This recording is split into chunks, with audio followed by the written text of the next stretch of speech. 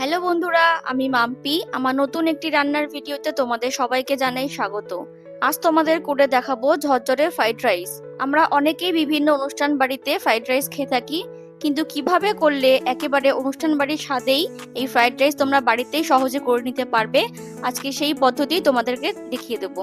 চলো তাহলে আর বেশি কথা না বাড়িয়ে আজকে রান্নাটা শুরু করে ফেলি। আজকে রান্নার জন্য যে উপকরণগুলো লাগছে চলো সেগুলো আগে তোমাদের দেখিয়ে দিই। এখানে আমি বাসমতি চাল নিয়ে নিয়েছি। এখানে আছে নুন, চিনি, কাজু কিশমিশ, গোলমরিচ গুঁড়ো, আর আছে গোটা গরম মশলা। গোটা গরম মশলার মধ্যে আছে 2 টুকরো দারচিনি, 2টো এলাচ, 3টে লবঙ্গ, আর আছে একটা তেজপাতা। আর এদিকে আছে সবজি কী কী দেখো, গাজর কেটে নিয়েছি, ক্যাপসিকাম কেটে নিয়েছি, মটরশুঁটি আছে, কাঁচা লঙ্কা আছে, আর আছে বিনস, আর লাগছে ভিনিগার আর ঘি। আর আজকে রান্নাটা করতে আমাদের সাদা তেল লাগবে। তাহলে এই হচ্ছে আজকে রান্নার উপকরণ। রান্না শুরু করার আগে প্রথমে যেটা আমাদের করে নিতে হবে সেটা হচ্ছে চালটা এখানে ধুয়ে নিতে হবে। তার জন্য একটা বড় পাত্রের মধ্যে চালটা ঢেলে নেবো, আর তার মধ্যে দিয়ে দেবো জল। তারপর খুব হালকা হাতে চালগুলোকে ভালো করে একটু ধুয়ে নিতে হবে 2 থেকে 3 বার। 2-3 বার ধোয়ার পর দেখবে চালের জলটা পুরোপুরি পরিষ্কার হয়ে গেছে, তখনই বুঝতে পারবে যে চালটা ভালো মতো ধোয়া হয়ে গেছে। এরপর যে পাত্রের মধ্যে তোমরা চালটাকে সিদ্ধ করে নেবে সেটা গ্যাসের মধ্যে বসিয়ে দিয়ে তার মধ্যে বেশ খানিকটা জল দিয়ে দেবে।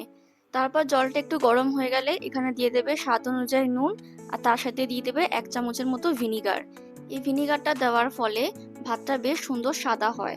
তাই তোমরা যখনই এরকম ফ্রাইড রাইস বানাবে জলের মধ্যে তোমরা একটু ভিনিগার দিয়ে দেবে। নুন আর ভিনিগার দেওয়ার পর জলের সঙ্গে ভালো করে একটু মিশিয়ে নিয়ে এবার এখানে ধুয়ে রাখা চালটাকে দিয়ে দেবো। সমস্ত চালগুলো দেওয়া হয়ে গেলে এবার হাতা দিয়ে চালটাকে একটু নাড়িয়ে দিয়ে সেদ্ধ করতে বসিয়ে দেব।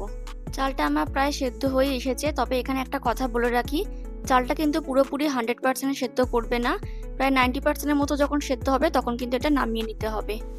কিন্তু যদি পুরোপুরি সেদ্ধ করে নাও, পরে যখন চালগুলোকে আমরা ফ্রাই করব তখন কিন্তু এগুলো দলা পাকিয়ে যাবে, ঝরঝরে আর হবে না। চাল থেকে ফ্যানটা ঝরিয়ে নেওয়ার পর এবার এরকম একটা ছড়ানো থালা বা প্লেটের মধ্যে হাতায় করে নিয়ে ভাতগুলোকে একটু ছড়িয়ে ছড়িয়ে দিয়ে ফ্যানের তলায় রেখে দিতে হবে। এর ফলে ভাতের মধ্যে যে একটা চিটচিটে ভাব থাকে সেটা অনেকটাই শুকিয়ে যায় এবং চালটা ঝরঝরে হয়ে যায়। এরপর গ্যাসের মধ্যে একটা কড়াই বসিয়ে দেবো। তারপর কড়াইটা ভালো করে গরম করে নিয়ে এখানে দিয়ে দেবো রিফাইন্ড তেল, আর তার সাথে দিয়ে দেবো বেশ খানিকটা ঘি। চেষ্টা করো কড়াইটা একটু বড় নেওয়ার, কারণ এখানে কিন্তু সমস্ত সবজির সাথে ভাতটাকে মিশিয়ে নিতে হবে। তারপর তেলটা যখন ভালো করে গরম হয়ে যাবে এবার এখানে সবজিগুলো ভেজে নেব, তবে একেবারে কিন্তু সব সবজিগুলো ভাজবে না। প্রথমে আমরা এখানে ভেজে নেব গাজর। গাজরগুলো দিয়ে এবার 1 থেকে 1.5 মিনিট একদম হালকা করে গাজরগুলো একটু ভেজে নেব। গাজরের গায়ে যখন একটা হালকা লালচে রং ধরবে এবার এখানে দিয়ে দেবো কেটে রাখা বিনসগুলো। তারপর এবার ভালো করে একসঙ্গে মিশিয়ে নিয়ে গাজর আর বিনসগুলোকে একটু ভেজে নিতে হবে। এরপর বিনস আর গাজরটা একটু হালকা করে ভাজা হয়ে গেলে এখানে দিয়ে দেবো কাজু কিশমিশ।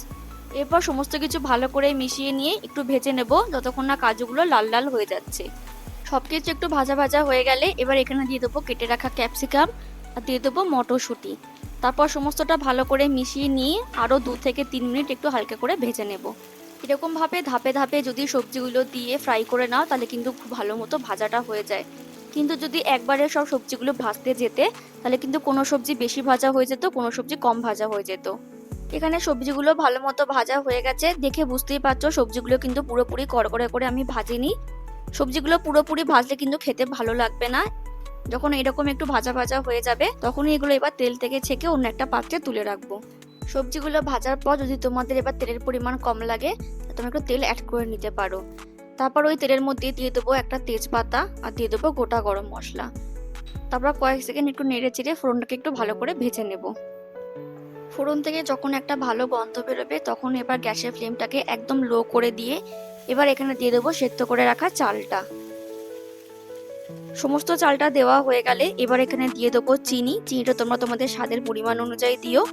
তারপর দিয়ে দেবো 1 চামচ গোলমরিচ গুঁড়ো, স্বাদ মতো নুন, আর ঝালের জন্য দিয়ে দেবো কয়েকটা চেরা কাঁচা লঙ্কা।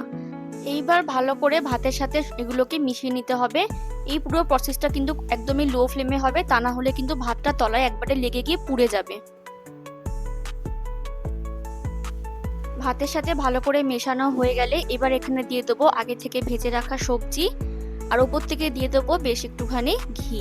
তারপর সমস্তটা আবার ভালো করে ভাতের সাথে মিশিয়ে নিতে হবে। ভাতের সাথে সবজিগুলো কিন্তু খুবই হালকা হাতে মেশাতে হবে, তা না হলে কিন্তু চালগুলো ভেঙে গিয়ে দলা পাকিয়ে যাবে। এইভাবে ভালো করে মিশিয়ে নেওয়ার পর এবার তোমরা এখানে নুন মিষ্টিটা একটু চেক করে নেবে। তোমরা তোমাদের স্বাদ অনুযায়ী নুন মিষ্টিটা যদি লাগে তো এখানে দিয়ে দিতে পারো। এখানে আর আমাদের বিশেষ কিছু করার নেই। এইভাবে মিশিয়ে নেওয়ার পর এবার তোমরা গরম গরম এটাকে পরিবেশন করতে পারো। এবার চলো তোমাদের দেখিয়ে দিই আজকের রাইসটা কতটা ঝরঝরে হয়েছে। তোমরা দেখো, দেখে বুঝতেই পারছো ভাতগুলো একেবারে ঝরঝরে হয়েছে, একটার সাথে একটা লেগে নেই বা দলা পাকিও নেই। এবার চলো এই গরম গরম ফ্রাইড রাইস তোমাদের পরিবেশন করে দেখাই। আজকের তৈরি ফ্রাইড রাইস আমি চিলি চিকেনের সাথে পরিবেশন করেছি। আর তোমরা যদি এই চিলি চিকেনের রেসিপি দেখতে চাও তাহলে আমি ভিডিও শেষে লিংক দিয়ে রাখলাম, তোমাদের কাছে দেখার অনুরোধ জানালাম। তোমরা একবার এইভাবে ফ্রাইড রাইস বানিয়ে খেয়ে দেখো, এটা পুরো অনুষ্ঠান বাড়িতে তৈরি ফ্রাইড রাইসের সাথে খেতে হয়।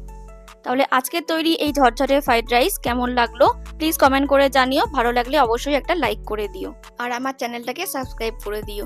দেখা হবে পরের অন্য কোনো একটা রান্নার ভিডিওতে। ততক্ষণের জন্য ভালো থেকো, সুস্থ থেকো এবং অবশ্যই সাবধানে থেকো। টাটা।